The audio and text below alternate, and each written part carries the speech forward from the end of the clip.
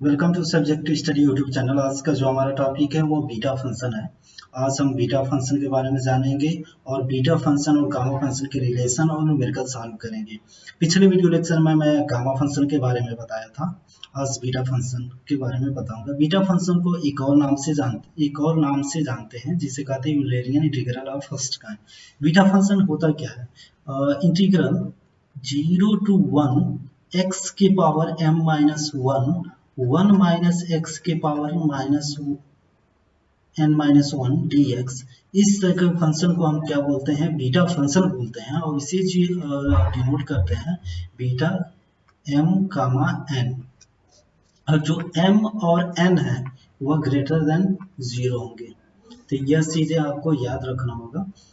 Basically यह हमारा standard formula है बीटा फंक्शन का कि 0 to 1 x to the power m minus 1 minus x to the power n minus 1 dx को हम बोलते हैं बीटा फंक्शन।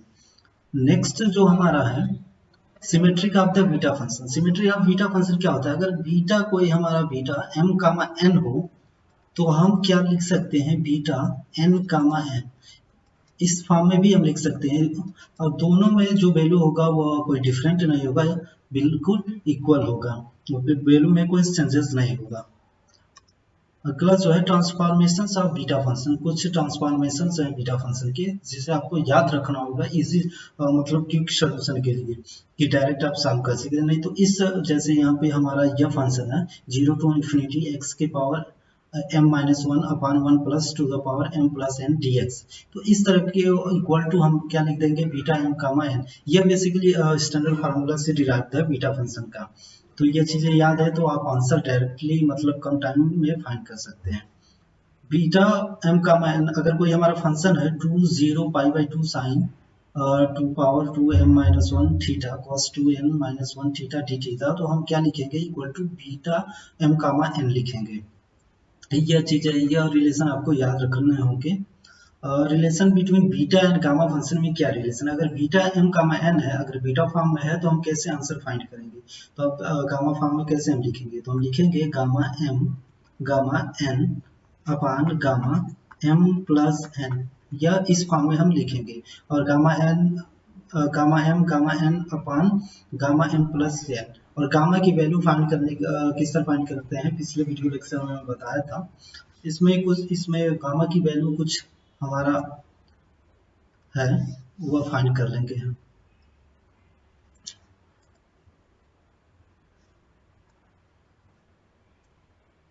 यह हमारा सम रिजल्ट्स है जो बीटा फंक्शन से डिराइव्ड है। यहाँ पे देख सकते हैं 0 pi by 2 sine m theta cos n theta D theta equal to हम क्या लिखेंगे? Gamma m plus 1 upon 2 gamma n plus 1 upon 2 gamma n plus n plus upon 2। Basically जब भी कोई इंटीग्रेशन की वैल्यू फाइंड करना हो और वो जो इंटीग्रेशन का जो फंक्शन फॉर्म हो गिवन हो वो साइन थीटा या कॉस थीटा में गिवन हो तो हम यह फार्मूले यूज करके हम उसके आंसर इजिली फाइंड कर सकते हैं। अब यहाँ पे देख रहे हैं कि 0 to infinity x to power n minus 1 upon 1 plus x dx हो तो हम क्या लिखेंगे? Pi upon sine n pi लिखेंगे और n की जो वैल्यू होगा 0 और 1 के बीच में होगा, लाई करेगा। Gamma m plus 1 upon 2 equal to क्या हो जाएगा? अंडर रूट पाई अपॉन 2 के power 2m minus 1 under root gamma 2m।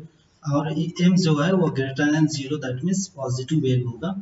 Gamma 1 upon n gamma 2 upon n gamma 3 upon n dot dot gamma n minus 1 upon n equal to 2 pi power n minus 1 upon 2 n upon n 1 by 2। यह है हमारा यह। उसके बाद एक और relation है हमारा 0 टू इन्फिनिटी e के पावर माइनस x के power minus 1 cos bx dx। यह है तो इसको भी हम सिंपली फॉर्म में लिख सकते हैं gamma n cos n theta upon a square plus b square के to the power n upon 2। यह पावर फॉर्म में गिवन है। और सेम यह भी है यहाँ पे 0 टू इन्फिनिटी e के पावर माइनस x के power minus n upon n minus 1 sine bx dx gamma n sine n theta upon a square plus b square to the power n upon 2। और जो theta यहाँ पे given है वो theta कुछ यहाँ पे tan square b upon a। ये चीजें तो ये इसमें बेसिकली मोस्टली यही यूज होता है। यह चीजें आप याद रखे हैं तो कोई भी फंक्शन आ जाए किसी भी फॉर्म में तो आप उसकी वैल्यू फाइंड कर सकते हैं। अगला है हमारा, यह पिछले वीडियो लेक्चर में भी बताया था, यहाँ पर भी मैं बता देता हूँ कि गामा एन प्लस वन है तो हम एन गामा एन लिखेंगे, गामा एन प्लस वन है तो हम क्या लिखेंगे, फैक्टोरियल एन फॉर्म में हम लिखेंगे। Gamma n, gamma one minus n pi upon sine n pi होगा। गामा वन की वैल्यू हमेशा वन ही होगा, गामा वन बाई टू की वैल्यू अंडर रूट पाई होगा, gamma minus one by two की value minus two under root pi होगा। और यह जो फार्मूले हैं वह इस फार्मूले से डिराइव्ड है। अब चलते हैं न्यूमेरिकल सॉल्व कर लेते हैं और अच्छे तरीके से समझ लेंगे कैसे हम बीटा फंक्शन की वैल्यू फाइंड करते हैं, गामा फंक्शन कैसे यूज करते हैं बीटा फंक्शन में वैल्यू फाइंड करने के लिए, ये देख लेते हैं। सबसे पहले हम यहाँ पे using beta and gamma function evaluate 0 1 x to the power 5 1 minus x cube upon 10 dx। इस फंक्शन को इवैल्यूएट करना है बीटा फंक्शन के थ्रू। तो यहाँ पे लिखते हैं सॉल्यूशन, हमारा जो इंटीग्रेशन है I 0 to 1 x to the power 5 1 minus X cube to the power 10 dx। Basically जब भी आप इस तरह के फंक्शन सॉल्व करें तो सबसे पहले आपको स्टैंडर्ड इक्वेशन यहाँ पे लिख लें। तो हमारा जो स्टैंडर्ड इक्वेशन क्या है, हमारा 0 टू 1 x के power m minus 1 1 minus x के power n minus 1 dx equal to क्या होता है हमारा बीटा m गामा n, यह होता है। तो हमें इस फॉर्म में हमें कन्वर्ट कर, बेसिकली ये जो गिवन फंक्शन है वो इस फॉर्म में डायरेक्टली नहीं है। यहाँ पे देख रहे हैं x टू द पावर 5 है, यहाँ पे x की पावर माइनस, ये तो सही है इजीली है, इस फॉर्म में गिवन है 1 माइनस एक्स क्यूब, यहाँ पे x क्यूब है, यहाँ पे क्या है सिर्फ x है। तो हम इस x क्यूब को हम दूसरे पैरामीटर फॉर्म में हम चेंज करेंगे, फिर उसकी वैल्यू हम फाइंड करें। तो हम सबसे पहले इसी वैल्यू को हम एज्यूम कर लेंगे। तो x के पावर q इक्वल टू हम t मान लेते हैं और x इक्वल टू यह t के पावर 1/3 हो गया, और इसको डिफ्रेंशिएट कर देंगे तो यह क्या हो जाएगा 1/3 t के पावर 1/3 माइनस 1 dt। तो इसे सॉल्व कर लेंगे तो 1/3 t के पावर क्या हो जाएगा माइनस 2/3 हो जाएगा, यह dt हो गया। अब यह जितने भी x के x वेरिएबल हैं, x पैरामीटर है, उसे अब t फॉर्म में हम कन्वर्ट कर देंगे। तो 0 टू 1 और यहाँ पे क्या हो जाएगा x, या x के पावर 5 है, यहाँ पे देख रहे हैं x के पावर 5 है, तो x के जगह पर हम क्या लिखेंगे t के पावर t के पावर 5/3 हो जाएगा, 1 माइनस t हो जाएगा, और t के पावर 10 इंटू dx के जगह पर क्या लिखेंगे 1/3 t माइनस 2/3, यह हम लिखेंगे इंटू dt। अब यहाँ पे देख रहे हैं कि 1/3 क्या है, कांस्टेंट है, कांस्टेंट है तो बाहर हो जाएगा 1/3 0 टू 1 t के पावर 5/3 1 माइनस t पावर 10 अपन t माइनस 2/3 dt। यह जो है वह सिंप्लीफाई कर लेते हैं 0 1, यहाँ पे देख रहे हैं t की पावर 2/5/3 है, 2 पावर माइनस 2/3 है, तो हम इसे इस फॉर्म में लिख, इसे एलसीएम लेके सॉल्व करेंगे तो क्या हो जाएगा 3/3 इक्वल टू यह क्या हो जाएगा हमारा 1 हो जाएगा। तो यह बेसिकली हमारा क्या हो जाएगा,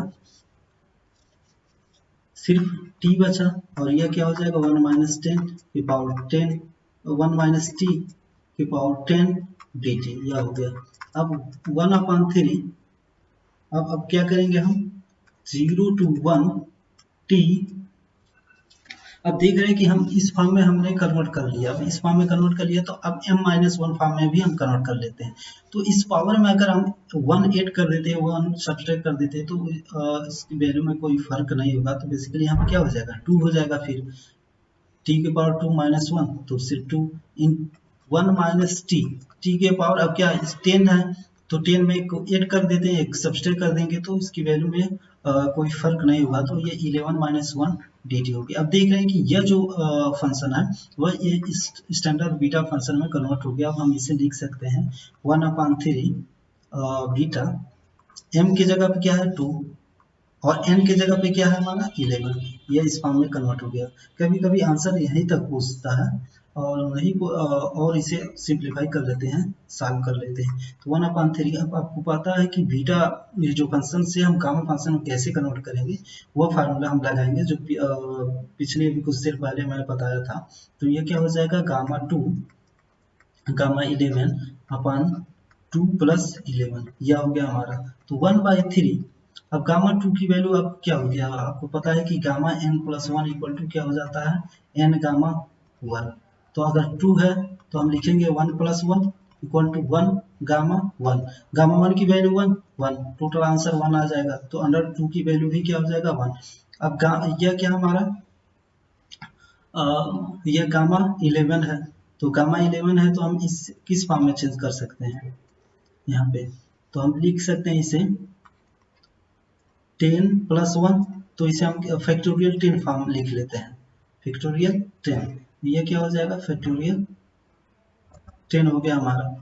अपान अंडर यहाँ पे देख रहे हैं कि गामा 2 प्लस 11 है तो यह क्या हो जाएगा 13 हो जाएगा। तो यह हम लिख सकते हैं 12 प्लस 1, तो यह क्या हो जाएगा हमारा फैक्टोरियल 12, फैक्टोरियल 12 हो जाएगा। और फैक्टोरियल 12 को हम जब सिंप्लीफाई करेंगे तो क्या हो जाएगा 12 इंटू 11 इंटू फैक्टोरियल 10, तो यह क्या हो जाएगा 12 इंटू 11 इंटू फैक्टोरियल 10 हो जाएगा, फैक्टोरियल 10 हो जाएगा। अब यहाँ पे देख रहे हैं कि जो हमारा यहाँ पे जो हमारा फैक्टोरियल 10 है, फैक्टोरियल 10 ये कैंसिल हो जाएंगे, तो जो हमारा जो आंसर होगा टोटल मल्टीप्लाई करने पे वह हो जाएगा हमारा 1396, ये हमारा आंसर हो गया। तो इस तरह से हम फाइंड कर लेते हैं। नेक्स्ट चलते हैं, एक और क्वेश्चन सॉल्व कर लेते हैं। यह हमारा क्वेश्चन है, इस क्वेश्चन को हमें सॉल्व करना है। तो integration i equal to 0 to infinity x to the power 8 1 minus x के power 6 upon 1 plus x to the power 24 dx। यह बेसिकली इस फंक्शन को हम स्टैंडर्ड फंक्शन फॉर्म में भी सॉल्व कर सकते हैं।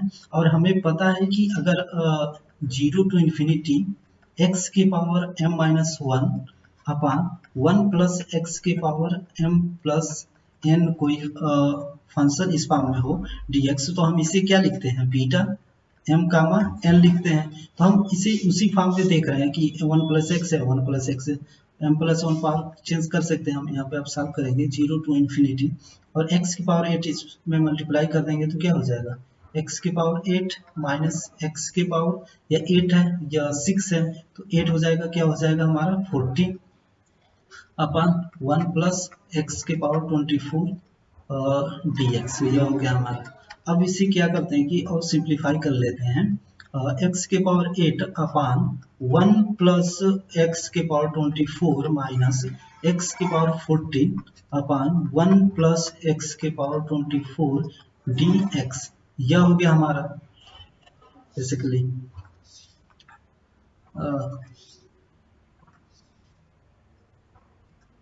4 dx, यह हो गया।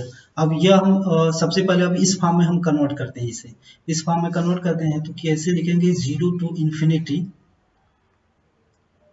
x के पावर इसमें एक 8 कर देते x करते तो ये क्या हो जाएगा 9 माइनस 1 अपॉन, और इसे हम किस तरह तोड़ते हैं 1 plus x m plus 1 form में, तो यहाँ पे 9 रहेगा और 20 तो यह क्या है 24 है, तो यहाँ पे 9 रहेगा तो ये क्या बचेगा 15, फिर सिर्फ 15 हो जाएगा, यह हो गया इस फॉर्म में कन्वर्ट हो गया माइनस, और क्या हो जाएगा 0 टू इन्फिनिटी x के पावर 14 अपॉन यहाँ पे 14 है तो इसमें एक हम ऐड करेंगे एक सब्ट्रैक्ट, तो यह क्या हो जाएगा 15 हो जाएगा, फिर यह क्या हो जाएगा हमारा 15 हो जाएगा, 15 माइनस 1 और इसमें क्या हो जाएगा 1 प्लस एक्स। अब हमें क्या लिखना है यहाँ पे 15 प्लस 24 है, अब क्या यहाँ पे क्या बचा 9, यह हो गया dx। तो अभी इस तरह के टोटल फंक्शन को इस फॉर्म में कन्वर्ट हो गया है, वही किसके इक्वल टू है बीटा 1 m कामा n, तो यह क्या हो जाएगा beta 9 comma 15 minus beta 15 comma 9। अब आपको पता है कि beta m comma n equal to beta n comma m भी लिख सकते हैं, तो इसे हम लिखेंगे तो क्या हो जाएगा 15 comma 9 minus beta 15 comma 9 equal to यह इसकी वैल्यू क्या हो जाएगा 0। तो इस तरह से देखें आपने कि हमने कैसे बीटा फंक्शन गामा फंक्शन की यूज करके आंसर फाइंड करते हैं। और कोई भी फंक्शन आ जाए आप उसे स्टैंडर्ड फंक्शन के थ्रू अगर सॉल्व करना हो तो स्टैंडर्ड फंक्शन के थ्रू सॉल्व करिए, या ट्रांसफॉर्मेशन जो गिवन है उसे याद रखे रहिए, क्योंकि सोल्यूशन मतलब आसानी से आप सोल्यूशन फाइंड कर सकते हैं। बेसिकली यह जो फंक्शन है इसे आप स्टैंडर्ड फंक्शन से भी फाइंड कर सकते हैं लेकिन काफ़ी लेंथी हो जाएगा, तो इसलिए टाइम कंज्यूमिंग हो जाएगा। उस टाइम को कम करने के लिए हम ट्रांसफॉर्मेशन याद रखते हैं और प्रॉब्लम को सॉल्व करते हैं। Thank you so much.